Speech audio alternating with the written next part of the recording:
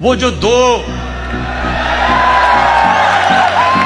दो बच्चों ने तकरीरें की थी उनके ऊपर मैं बात नहीं करना चाहता। एक उनमें से नानी होगी है, लेकिन मेरे लिए बच्चे ही हैं वो।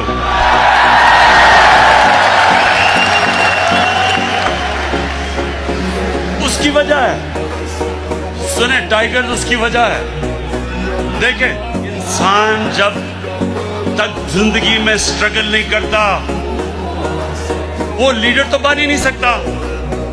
उन दो बच्चों ने आज तक जिंदगी में 1 घंटा हलाल का काम नहीं किया।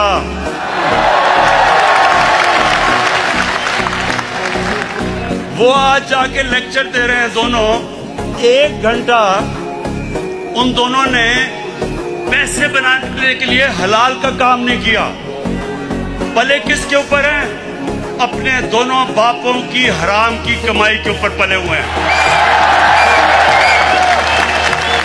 तो उनके ऊपर तबसरा करना फजूल है। लेकिन जो और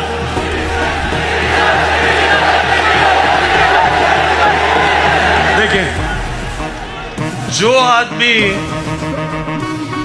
11 की टीम होती है, 12वें को 12th मैन कहते हैं, जो 12th मैन है उसके ऊपर मैं क्या बात करूं।